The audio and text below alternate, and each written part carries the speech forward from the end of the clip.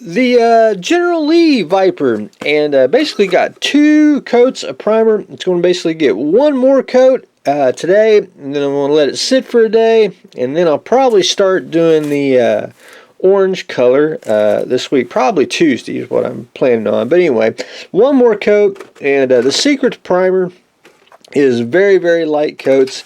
If you can see where if you get like real close, and I even washed the body and tried to get everything smooth and everything, but if you can see right here, little spots here, that's just basically too much pressure and force from the rattle can, and just basically disperse it. It's just paint's tricky, but anyway, if you do real light coats, just real light, and then go back over it real light again, and once you build up the layers, you'll have a very good smooth finish with the primer and then with the base coat.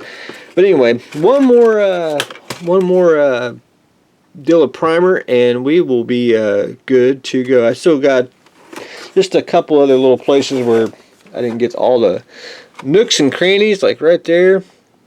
But anyway, I'm gonna get 1 more coat on there today, and we'll be able to hopefully put the base coat on, is what I'm hoping. And speaking of base coat, I was going to I was looking at testers, and I could do it from the little bottle. This is the Acryl one, which I'm not a real big fan.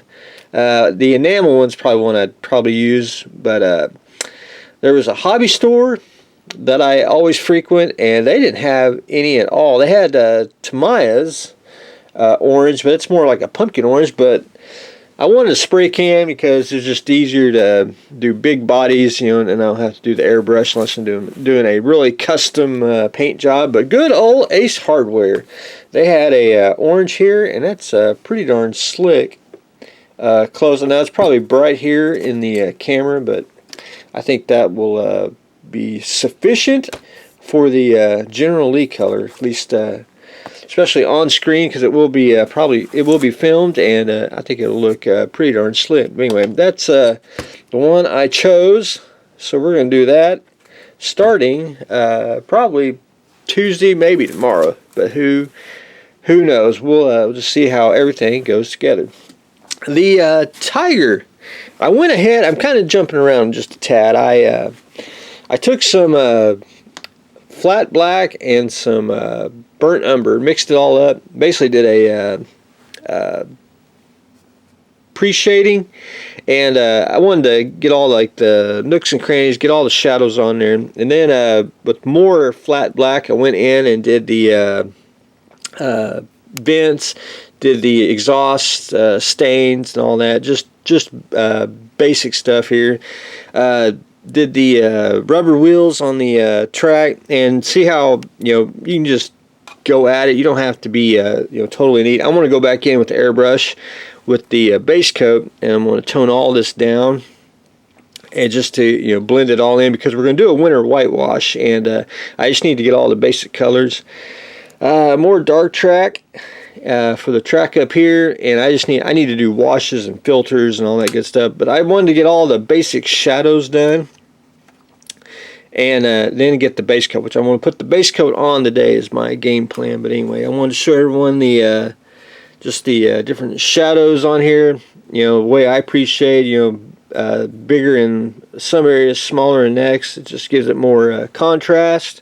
And then I want to paint the tools and all that good stuff next. That's my game plan on that. But anyway, I want to show everyone starting to take shape. I can't wait to do the whitewash on it, and that'll just make it more pop. Plus, we're waiting on the metal barrel and decals. Plus, that gives me time to paint the tiger yellow color on a few areas where I missed, and to tone down the shadowing, so it just looks pretty darn slick. But anyway, very fun. So hopefully we'll get a little more done today on that, and we will continue on. But the up next for the Build for Others, and I don't know the brand of these, but these are 1/72 scale, basically 1946 German tanks.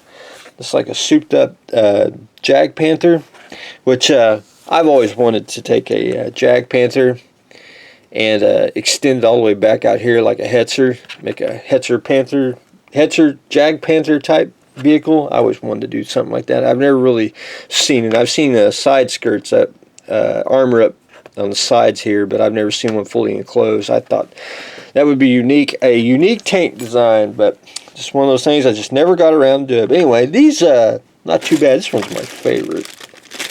Can't wait to, it's kind of like a, I think it's an E75 or close to it. That one's pretty darn slick. I don't know what this is. I'm going to have to do a little research on that one. But anyway, you got 6 bags, and I had to match up the track, and there's no instructions, but I'm pretty darn sure it's the Jag Panther one. That's that one, and that bag goes to that tank. But anyway, the casting's pretty darn slick on it. It's I can always tell when molds are getting ready to go. They're rough. Now the bottom really don't matter, but you can feel it on the side here, especially on that side. That's usually when you're casting and pouring and keeping on going. I understand. I have been there. But anyway, pretty darn slick. Now it's a little rough, but that don't really mean that. All he needs a little bit of primer, a couple coats of heavy primer on there, and you'll be able to smooth it out. But anyway, pretty darn slick. Even the track, nice detail on it too. And so we're going to start building this, and I thought I was going to have to like do individual track lanes, because I've seen resin kits like that. But anyway, that's already made on like so. So I'm very happy with these. So we're going to build these. I did say one a month to build these, but I may it may be more quicker than that. Probably maybe 2 months. I don't know what color we're going to paint them, and we got basically generic decals to put on it. This brand I never even heard of. Pettinghaus. I'll have to go scope them out and learn who and what they are. Anyway, then we're water slide, and then we got the old Archer, which are dry transfers, which I think are really more realistic than water slide. I mean, water slide's easy, but these just make it look more worn. But that's just personal preference.